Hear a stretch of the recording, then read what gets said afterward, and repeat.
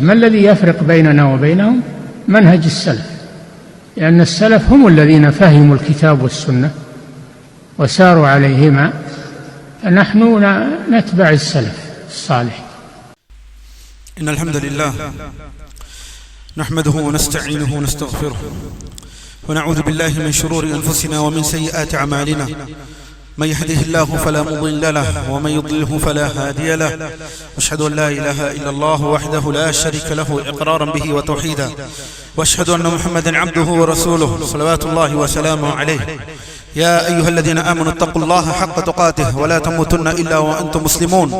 يا أيها الناس اتقوا ربكم الذي خلقكم من نفس واحدة وخلق منها زوجها وبث منهما رجالا كثيرا ونساء، واتقوا الله الذي تساءلون به والأرحام إن الله كان عليكم رقيبا. يا أيها الذين آمنوا اتقوا الله وقولوا قولا سديدا يصلح لكم أعمالكم ويغفر لكم ذنوبكم، ومن يطع الله ورسوله فقد فاز فوزا عظيما. أما بعد، فإن أصدق الحديث كتاب الله، وخير الهدي هدي محمد صلى الله عليه وسلم، وشر الأمور محدثاتها، وكل محدثة بدعة، وكل بدعة ضلالة، وكل ضلالة في النار. أما بعد، الله ناديار عليه ولله الحمد.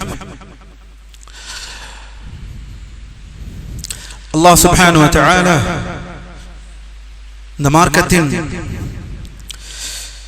காலங்களில், மாதங்களில் அல்லது வருடங்களில், மாதங்களில் அல்லாஹ் ஒரு சில மாதங்களை சிறப்பித்து வைத்துள்ளான். எதற்காக? லியதக்கரு பிஹா உலுல் அல்பாப், அறிவார்ந்தவர்கள் இப்படிப்பட்ட நேரங்களையும் இப்படிப்பட்ட மாதங்களிலும் அல்லாஹை நினைவு கூறுவதற்காக. முஸ்லிம்கள் ஒரே கண்ணோட்டத்தில் ஒரே நேர்கோட்டில் சென்று கொண்டிருக்க, அல்லது அல்லாஹ்வை மார்க்கத்தை மறந்த நிலையில் சென்று கொண்டிருக்க இந்த மாதங்கள் மனிதர்களை ஞாபகம் ஊட்டுகிறது. அப்படிப்பட்ட மாதங்களில் மிக பெரும் மாதத்தை நோக்கி நகர்ந்து கொண்டிருக்கிறோம். ஷஹ்ரு ரமதான். அல்லாஹ் ரப்புல் ஆலமீன் இந்த மாதத்தை ஹயாத்தானவர்களாக, ஹயாத்துடையவர்களாக இந்த மாதத்தை அடைய அல்லாஹ் நமக்கு அருள் செய்வானாக. இந்த மாதத்தை மரணித்தவர்களாக அடையாமல் இந்த மாதத்தை உயிருள்ளவர்களாக அடைவதற்கு அல்லாஹ் நமக்கு அருள் செய்வானாக. மேலும் இந்த மாதத்தில் வெறும் உடலில் உள்ள உயிருள்ளவர்களாக மட்டும் அடையாமல் உள்ளத்தில் உயிருள்ளவர்களாக இந்த மாதத்தை அடைபவர்களாக அல்லாஹ் நம்மை ஆக்குவானாக. அது என்ன அல்லாஹ்வின் அடியார்களே? உடலில் உயிர், உள்ளத்தின் உயிர். ஆம், எல்லோரும் உடலினுடைய உயிரோடு இந்த மாதத்தை அடையலாம். ஆனால் அல்லாஹ் யாருக்கு சத்தியத்தை நாடுகிறானோ அவர்கள் மட்டும்தான் உள்ளத்தின் உயிரோடு இந்த மாதத்தை அடைய முடியும். எப்படிப்பட்ட மாதம்? ஷஹ்ரு ரமதான் الذي أنزل فيه القرآن هدى للناس وبينات من الهدى والفرقان. அல்லாஹ் தன் திருமறையிலே கூறுகிறான், இந்த ஷஹ்ரு ரமதானில் தான் குர்ஆன் இறக்கி அருளப்பட்டது. எப்படிப்பட்ட குர்ஆன்? ஹுதல் லின்னாஸ், மனிதர்களுக்கு நேர்வழியாகவும் மனிதர்களுக்கு ஹிதாயத்தாகவும், அது மட்டுமல்ல தெளிவாகவும், இந்த மார்க்கத்தின் விஷயங்களை தெளிவுபடுத்தியும் சத்தியத்தையும் அசத்தியத்தையும் பிரித்து மனிதர்களுக்கு தெளிவூட்டக்கூடிய குர்ஆன் இந்த மாதம் இறங்கினது. இந்த வசனத்தை சிந்தித்து பார்க்க கடமைப்பட்டிருக்கின்றோம் அல்லாஹ்வின் அடியார்கள். அல்லாஹ் அதே போல் சொல்கிறான், யா அய்யுஹல்லதீன ஆமனூ குதிப அலைக்குமுஸ் ஸியாம் கமா குதிப அலல்லதீன மின் க்பலிக்கும் லஅல்லக்கும் தத்தகூன். ஈமான் கொண்டவர்களே, உங்களுக்கு முன்னால் இருந்தவர்களுக்கு எப்படி இந்த நோன்பு கடமையாக்கப்பட்டதோ அதே போலத்தான் உங்களுக்கும் இந்த நோன்பு கடமையாக்கப்பட்டுள்ளது. எதற்காக இந்த நோன்பு? எதற்காக? லஅல்லக்கும் தத்தகூன். இந்த நோன்பை பிடிப்பவர் மூலமாக நீங்கள் தக்வாவை அடைவதற்காக. எதற்கு? நீங்கள் இறையச்சத்தை அடைவதற்காக. லஅல்லக்கும் தத்தகூன். இதன் மூலம் நீங்கள் அல்லாஹ்வை பயந்து கொள்வதற்காக. அல்லாஹ்வின் அடியார்களே, இங்குதான் கேள்வி. ரமதானை எவ்வாறு வரவேற்கிறோம்? ரமதானை எவ்வாறு பார்க்கிறோம், ரமதானை எந்த அடிப்படையில் வரவேற்கிறோம் என்பதை இங்கு நாம் நமக்கும் நமக்கு முன்னால் இருந்தவர்களுக்கும் உள்ள வித்தியாசத்தை பார்க்க கடமைப்பட்டிருக்கின்றோம். சலஃபுகள், முன்னோர்கள், அல்லாஹ்வின் தூதர் ஸல்லல்லாஹு அலைஹி வஸல்லம் அவர்களுடன் ஆரம்பித்ததிலிருந்து சஹாபாக்கள், தாபிஈன்கள், தபஅ தாபிஈன்கள் என்ற அனைவரும் இந்த ரமதானை எவ்வாறு பார்த்தார்கள் என்றால், இந்த மார்க்கத்தில், இந்த சத்தியத்தில், இந்த குர்ஆனை தங்களுடைய வாழ்க்கையாக ஆக்கிக்கொண்டு இந்த குர்ஆனை இந்த மாதத்தில் முழுவதும் கடைபிடித்தவர்களாக, இந்த குர்ஆனை ஓதினவர்களாக, இந்த குர்ஆன் படி நடப்பவர்களாக, இந்த குர்ஆனை செயல்படுத்தினவர்களாக மக்கள் சலஃபுகள் இருந்தார்கள். ஆனால் நாம் அல்லாஹ்வின் அடியார்களே, ரமதானை எவ்வாறு வரவேற்கிறோம், எந்த அடிப்படையில் வரவேற்கிறோம், எவ்வாறு இந்த ரமதானை பார்க்கிறோம்?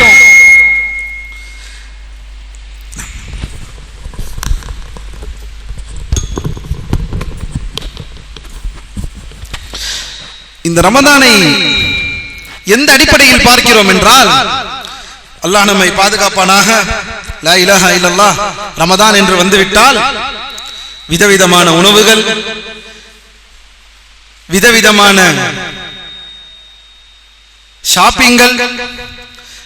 இந்த ரமதான் என்று வந்துவிட்டால் யூடியூபுகளுக்கு வந்துவிடும் வருமானம். இந்த ரமதான் என்று வந்துவிட்டால் யூடியூபுகளில் இருப்பவர்களும், இந்த ஃபுட் ரிவ்யூ என்று செய்யப்படுபவர்களும் முஸ்லிம்களின் வயிற்றை வளர்த்து வளர்த்து வளர்த்து விதவிதமான உணவுகளை காட்டி காட்டி காட்டி இந்த ரமதானை அல்லாஹ்வை நினைவு கூற வேண்டிய இந்த மாதத்தில் முழுவதுமாக உணவின் பக்கம் நம்மை வழிநடக்க செய்வது அவ்வளவு பெரிய பிரச்சனையாக இன்று நாம் வந்து கொண்டிருக்கிறோம். சற்று சிந்தித்து பாருங்கள் அல்லாஹ்வின் அடியார்களே. நோன்பு என்ற அந்த அடிப்படையை மறந்தவர்களாக வெறுமனே அந்த பகலில் வாயை கட்டிவிட்டால், மாலை பொழுதை அடைந்து விட்டால் வயிற்றை நிரப்பிவிட வேண்டும், வகை வகையான உணவுகளை கொண்டு நிரப்பிவிட்டால் அதுதான் ரமதானின் அடையாளம். அடுத்த 15 ஊர் ஊராக சுற்றி துணிமணிகளை வாங்கிவிட்டால், இரவு முழுவதும் விழித்து விழித்து துணிமணிகளை வாங்கி உணவுகளை உண்டுவிட்டால் அதுதான் ரமதானின் அடையாளம். லா இலாஹா இல்லல்லாஹ். எங்கே எடுத்த வழிமுறை, எங்கிருந்து எடுத்த வழிமுறை? அல்லாஹ்வின் அடியார்களே, முன்னோர்கள் இந்த ரமதானில் எப்படி இருந்தார்கள் என்று சொன்னால், நம் கண்களில் தண்ணீர்கள் குளம் கட்டி ஊற்றும், குளம் கட்டி வழியக்கூடிய நிலையில் இருந்தார்கள். பசியில் வாடுவார்கள். அல்லாஹ்வின் தூதர் ஸல்லல்லாஹு அலைஹி வஸல்லம் இந்த ரமதானில் எப்படி இருந்தார்கள் என்றால், காற்று வீசக்கூடிய அந்த வேகத்தை விட காற்று இவ்வாறு வீசுமா, அதைவிட அதிகமாக அல்லாஹ்வின் தூதர் தன் கையிலிருந்து கொடை வள்ளலாக தர்மம் செய்வதை வீசினார்கள்.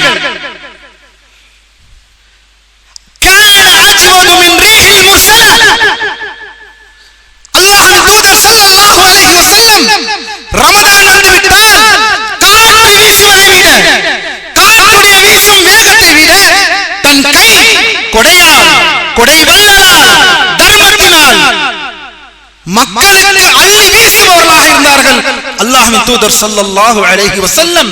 அதையே பின்பற்றினார்கள் மக்கள், அதையே பின்பற்றினார்கள் சஹாபாக்கள். இப்னு உமர் ரலியல்லாஹு அன்ஹுமா சஹாபி, ஏழைகளை அழைக்காமல் நோன்பை திறக்க மாட்டார்கள். ஏழைகளை அழைத்து அவர்களோடு சேர்ந்து உணவளிக்காமல் அந்த நோன்பை முடிக்க மாட்டார்கள் என்று அறிவிப்புகளில் வருகிறது. இப்னு ரஜப் அல் ஹம்பலி ரஹிமஹுல்லாஹ் தங்கள் கிதாபான லதாயிஃபுல் மஆரிஃப் என்ற புத்தகத்தில் நூலில் இதை தெளிவாக விளக்குகிறார்கள். அது மட்டுமல்ல, உணவில் கை வைப்பார்களாம் இப்னு உமர். அந்த உணவில் கை வைக்கும் பொழுது யாசகர் ஒருவர் எனக்கு உணவு கிடைக்குமா என்று கேட்டுவிட்டால் அந்த கையை அப்படியே கீழே போட்டு அந்த உணவை எடுத்து கொடுத்து விடுவார்களாம். அப்படி அந்த உணவை எடுத்து கொடுப்பதற்கு தங்கள் குடும்பத்தார்கள் தர மறுத்து விட்டார்கள் என்றால் அந்த இரவை உணவை உண்ணாமல் அப்படியே நோன்பு பிடிப்பார்களாம். இப்னு உமர் ரலியல்லாஹு அன்ஹுமா. இதுதான் சலஃபுகளின் வழிமுறை. இவ்வாறுதான் அல்லாஹ்வின் தூதர் தங்கள் தோழர்களை வாக்களித்தார்கள். நோன்பு என்று வந்துவிட்டால், ரமதான் என்று வந்துவிட்டால், உலமாக்கள் மூலமாக நமக்கு அறிவிக்கப்பட்டுள்ளது, ஒரு நாளில் 2 முறை குர்ஆனை ஓதி முடிப்பது, ஒரு நாளில் 3 முறை குர்ஆனை ஓதி முடிப்பது, ஒரு நாளில் இத்தனை முறை குர்ஆனை ஓதி முடிப்பது என்று தான் அவர்கள் வாழ்க்கை இருந்தது. நம் வாழ்க்கை என்னவாக இருக்கிறது? அல்லாஹ்வின் அடியார்களே, நம் வாழ்க்கை என்னவாக இருக்கிறது? குர்ஆனை ஓதுகிறார்கள் என்றால் அல்லாஹ் திருமறையிலே சொல்கிறான், ஹுதல் லின்னாஸ் வ பையினாத்தும் மினல் ஹுதா வல் ஃபுர்கான். இந்த குர்ஆன் நேர்வழி. எத்தனை பேர் ரமதானில் குர்ஆனை நேர்வழியாக எடுத்திருக்கிறார்கள்? எத்தனை பேர் ரமதான் மாதம் வந்துவிட்டால் இந்த குர்ஆன் நமக்கு என்ன சொல்ல வருகிறது, அல்லாஹ் இந்த குர்ஆனில் அப்படி என்ன சொல்கிறான் என்பதை கேட்டு தெளிவு பெறுவதற்கு நம்மிலே எத்தனை பேர் அர்த்தம் தெரியாமல் வெறுமன எல்லோரும் ஓதுகிறார்கள், நானும் ஓதிவிட்டால் எனக்கு போதுமானது என்று நினைத்துக் கொண்டிருக்கிறீர்களா? குர்ஆன் நேர்வழிக்காக இறக்கி அருளப்பட்ட அந்த குர்ஆனை யாராவது அந்த குர்ஆனின் பால் அந்த கல்வியை படிக்க ஆர்வம் காட்டுகிறோமா? இந்த ரமதானில் அல்லாஹ்வுடைய குர்ஆன் என்ன சொல்கிறது? அல்லாஹ் திருமறையிலே சொல்கிறான், இந்த குர்ஆன் ஹிதாயத்தை தருகிறது, இந்த குர்ஆன் தெளிவை தருகிறது, இந்த குர்ஆன் சத்தியத்தையும் அசத்தியத்தையும் பிரித்து காண்பிக்கின்றது. இதை எப்படி தெரியும் ஒருவன் கல்வியை படிக்காமல்? அரபி மொழி தெரிந்திருக்கிறதா நேரடியாக குர்ஆனை ஓதி புரிந்து கொள்வதற்கு? அல்லாஹ் நம்மை நேர்வழியிலே செலுத்துவானாக. அல்லாஹ்வின் அடியார்கள், உணவு என்பதல்ல ரமதான், உணவு என்பதல்ல ரமதான், ஷாப்பிங் செய்வதல்ல ரமதான், கண் விழித்து இருப்பதல்ல ரமதான். எந்த விதமான அக்கறையும் இல்லாத பெற்றோர்கள் தன் பிள்ளைகள் இரவு நேரத்தில் நோன்பை வந்துவிட்டால் இரவிலே எங்கு செல்கிறான், யாரிடம் பேசுகிறான், எந்த பைக்கிலே வருவாயை பொறுப்பில்லாமல் தெருவிலே சுற்றிக் கொண்டிருக்கிறான் ரமதானுடைய இரவு நேரங்களில். அல்லாஹ்வின் தூதரின் ஹதீஸ் எவ்வாறு இருந்தது? ரமதானில் ரமதான் வந்துவிட்டால் ஷத்த மிஅஸரா وأحيا ليله وأيقظ أهله. அல்லாஹ்வின் தூதர் ஸல்லல்லாஹு அலைஹி வஸல்லம் ரமதானை வந்துவிட்டால் தங்கள் கீழாடையை இறுக்கி கட்டுவார்கள் என்றால் குடும்பத்தோடு அந்த உறவுகளிலிருந்து சற்று விலகி அல்லாஹ்வை வணங்குவதில் நேரத்தை செலுத்தினவர்கள் அல்லாஹ்வின் தூதர். இரவை முழிப்பார்கள், இரவை உயிரூட்டுவார்கள். அப்படி என்றால் இரவிலே கண் முழிப்பார்கள், தங்கள் குடும்பத்தையும் எழுப்பி விடுவார்கள். இதுதான் நபி அவர்களின் வழிமுறை. ரமதானில் நம்முடைய வழிமுறை நாடகங்கள் பார்ப்பதா, விதவிதமாக இஃப்தார் பாக்ஸ்களை வாங்குவதா, விதவிதமாக கரும்பு கடைகளிலும் அங்கேயும் இங்கேயும் தெருவுகளில் நின்று புதிதாக என்னென்ன உணவுகளை கொண்டு வந்திருக்கிறார்கள் இந்த வருடம் என்பதை எடுத்து ஒவ்வொரு கடையாக கணக்கிட்டு சாப்பிடுவதா? இதுவா ரமதான்? அல்லது எந்தெந்த ஊரில் எந்தெந்த வீடியோக்களில் ஃபுட் ஸ்ட்ரீட் இதை பார்த்து கழிப்பதா?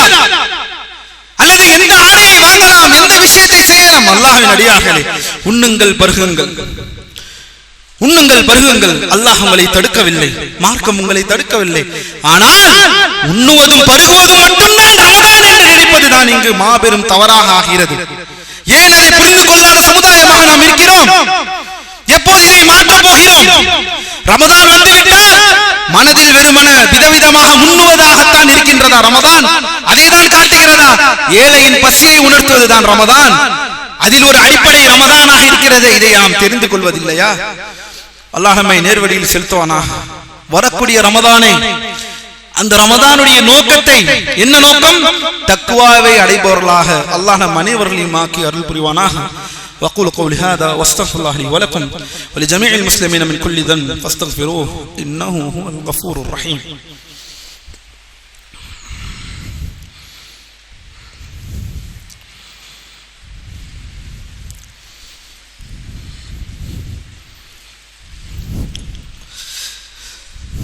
الحمد لله على إحسانه والشكر له على توفيقه وامتنانه واشهد ان لا اله الا الله وحده لا شريك له تعظيما لشأنه وأشهد أن محمدا عبده ورسوله صلوات الله وسلامه عليه. அல்லாஹ்வின் அடியார்களே, ஒரு முக்கியமான விஷயம் என்னவென்றால், ரமதான் வரும் பொழுது உலமாக்களிடம் இமாம் மாலிக், இமாம் சுஃபியான் அஸ்-சௌரி, சுஃபியான் இப்னு உய்னா, இப்படி முன் சென்ற இமாம்களுடைய நிலை எப்படி இருக்கும் என்றால், பொதுவாகவே முன் சென்ற அறிஞர்களின் நிலை எப்படி இருக்கும் என்றால், ரமதான் வந்துவிட்டால் அவர்கள் மார்க்கத்தில் செய்யக்கூடிய மற்ற வேலைகளை எல்லாம் ஒதுக்கி விடுவார்களாம். எடுத்துக்காட்டாக, அங்கிருக்கக்கூடிய மக்கள் மாணவர்களுக்கு பாடம் எடுப்பதை ஒதுக்கிடுவார்களாம். பாடத்தை எல்லாம் எடுக்காமல் குர்ஆனை கையில் எடுத்து அமைதியாக சென்று விடுவார்கள் அந்த 30 நாட்கள். இது உலமாக்களின் வழிமுறையாகவே இருந்தது. இங்கு உலமாக்கள் என்ன பதில் சொல்கிறார்கள் என்றால், ரமதான் வந்து விட்டதினால்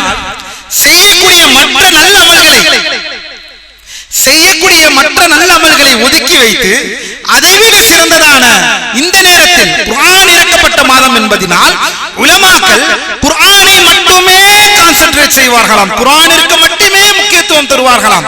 அப்படி இருக்கும் பொழுது நம்மை போலவர்கள் நல்லதை விட்டுவிட்டு அதைவிட ஆக நல்லதை எடுத்தார்கள் அவர்கள். நாம் இந்த ரமதானுக்காவது இந்த யூடியூபை ஒதுக்கி தள்ள வேண்டாமா? இந்த ரமதானுக்காவது இந்த அசிங்கம் பிடித்த இன்ஸ்டாகிராமை நாம் ஒதுக்கி தள்ள வேண்டாமா? இந்த ரமதானுக்காவது புறம் பேசி தெரியக்கூடிய இந்த ட்விட்டரை, இந்த எக்ஸை நாம் ஒதுக்கி தள்ளவிட வேண்டாமா? நல்ல அமல்களில் ஆக சிறந்தது எது என்பதை எடுத்துக்கொண்டு சென்று விட்டார்கள் முன்னோர்கள். நாம் செய்யக்கூடிய பாவங்களிலாவது தவிர்த்திருக்க வேண்டாமா? அல்லாஹ்வின் அடியார்களே, லா இலாஹ இல்லல்லாஹ்.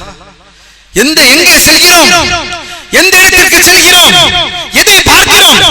அல்லாஹ்வின் அடியார்களே, ஒரு மிக முக்கியமான ஒரு வரலாற்று குறிப்பை இந்த இடத்தில் நான் உங்களுக்கு சொல்ல கடமைப்பட்டிருக்கின்றேன். அல்லாஹ் நம்மை நேர்வழியில் செலுத்துவானாக. இந்த சம்பவத்தை சற்று சிந்தித்து பாருங்கள். எப்படி ரமதானை எல்லாம் செல்வமும் கொடுக்கப்பட்ட ஆட்சியாளர்கள் இந்த ரமதானை எவ்வாறு பார்த்தார்கள் என்பதை நான் உங்களுக்கு சொன்னால், நாமும் இவ்வாறு தான் ரமதானை பார்க்க வேண்டும் என்று உங்களுக்கு தெரியும். அப்படி என்றால் நாம் ஏறத்தாழ ஒரு 1200 வருஷத்திற்கு முன்னால் நாம் செல்ல வேண்டும்.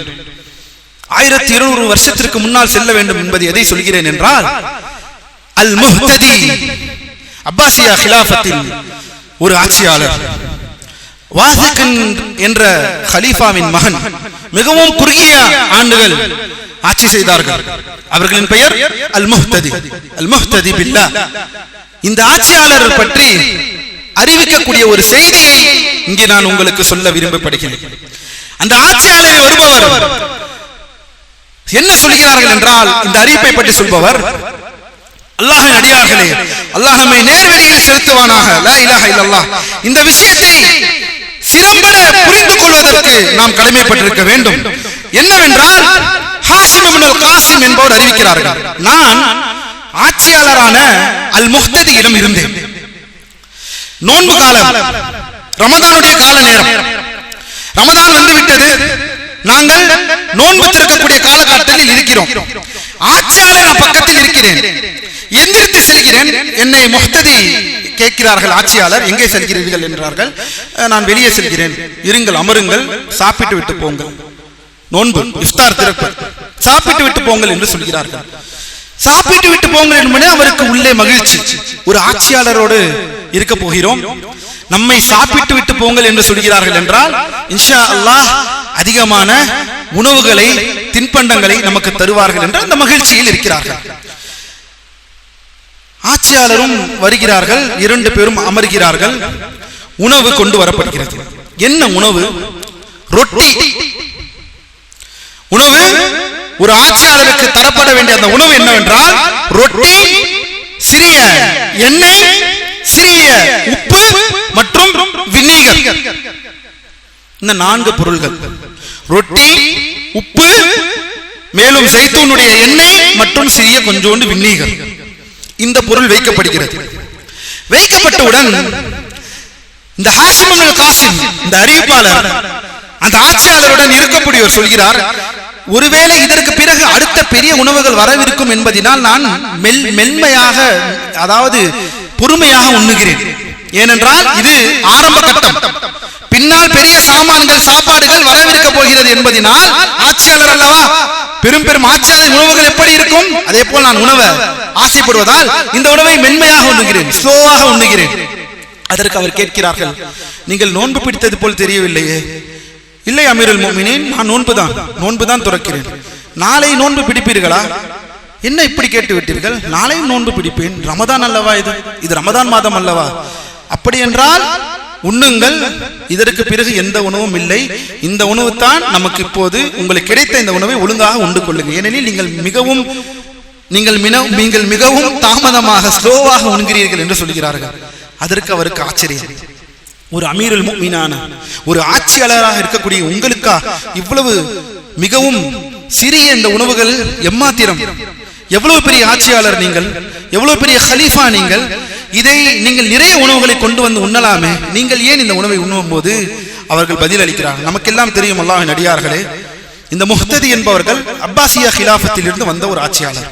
அப்பாசியா ஹிலாஃபத்திற்கு முன்னால் யாருடைய ஹிலாஃபத் இருந்தது? யாருடைய ஹிலாஃபத் என்றால் பனு உமையா, அமவியாக்களுடைய ஹிலாஃபத் இருந்தது. அதற்கு இந்த ஆட்சியாளர் பதில் அளிக்கிறார்கள். நான் ஏன் ஆடம்பர உணவுகளை, பெரும் பெரும் உணவுகளை உண்ணாமல் இருக்கிறேன் என்று சொல்வதற்கு பதில் அளிக்கிறார். நீங்கள் சொல்வது சரிதான், நான் ஆட்சியாளர் தான், எனக்கு எல்லா விதமான வசதிகள் இருக்கத்தான் செய்கிறது. ஆனால் பனு உமையாவில், உமையா ஹிலாஃபத்தில் ஒரு மாபெரும் ஆட்சியாளர் ஒருவர் இந்த உலக மோகத்திற்கு பற்றற்று, இந்த உலக மோகமின்மை இல்லாமல் இருந்த ஒரு மாபெரும் ஆட்சியாளர் உமர் பின் அப்துல் அசீஸ் என்பவர் இருந்தார். அது உங்களுக்கு தெரியும் அல்லவா? ஆம், தெரியும். அவர் எவ்வளவு பேணுதலாக இருந்தார்கள், எப்பேற்பட்ட மாற்றத்தை ஏற்படுத்தினார்கள், எப்பேற்பட்ட ஒரு ஆட்சியாளராக, எப்பேற்பட்ட இந்த உலக ஆதாயங்களையும் உலக ஆசைகளையும் திறந்து அதை துறந்து உலக ஆசைகள் இல்லாமல் வாழ்ந்தார்கள் அல்லவா? பனு உமையாவில் இருந்து ஒரு ஆட்சியாளர் இவ்வாறு இருக்கும் பொழுது, பனு ஹாஷிம் அப்பாசியா, பனு ஹாஷிம் அல்லாஹ்வின் தூதர் குடும்பத்தில் இருந்து இப்படி ஒரு ஆட்சியாளர் இருக்க வேண்டும் என்ற அந்த கர்வம், அவர்களை போல நன்மையில் போட்டுக் கொள்ள வேண்டும் என்பதற்காகவே நான் இந்த உணவுகளை தேர்ந்தெடுத்துக் கொண்டேன் என்னுடைய நோன்பு திறப்புக்கு. எனக்கு இது போதுமானது. எனக்கு இந்த ரொட்டியும் இந்த உப்பும் இந்த எண்ணெயும் இந்த தண்ணியும் எனக்கு போதுமானது என் வயிற்றை நிரப்புவதற்கு என்ற அந்த ஆட்சியாளருடைய அந்த கூற்று அனைவரையும் சிலிர்க்க வைத்தது. நாம் எங்கே இருக்கிறோம்? நாம் எந்த நிலையில் இருக்கிறோம்? நாம் எந்த நிலையில் இருக்கிறோம்? எந்த உணவை கீழாக பார்க்கிறோம்? எந்த உணவு இது இருந்தால் தான் நோன்பை திறக்க வேண்டும் என்று நினைக்கிறோம்? அல்லாஹ்வின் அடியார்களே, உயிரோடு இருக்கிறோம், உண்ண உணவு இருக்கிறது என்பதை நினைத்து அல்லாஹ்வை புகழுங்கள், அல்லாஹ்விற்கு நன்றி செலுத்துங்கள். இந்த ரமதானை உலமாக்கள் சொல்வது போல், இமாம் ஷாஃபிஈ ரஹிமஹுல்லாஹ் சொல்வது போல், இந்த ரமதான் 2 விஷயம். குர்ஆனை ஓதுவது, அப்படி என்றால் மார்க்கத்தை படிப்பது, சத்தியத்தை தெரிந்து கொள்வது, இந்த குர்ஆன் என்ன சொல்கிறது என்று தெரிவது, ஏழைகளுக்கு தர்மம் செய்வது.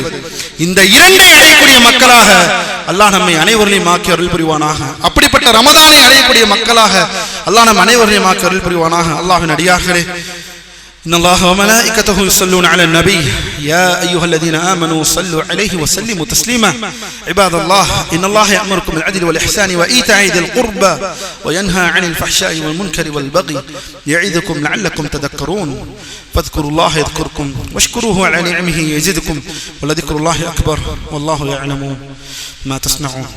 بيننا وبينكم السلف، بيننا وبينكم الكتب، كان أحمد يقول بيننا وبينكم الجنائز.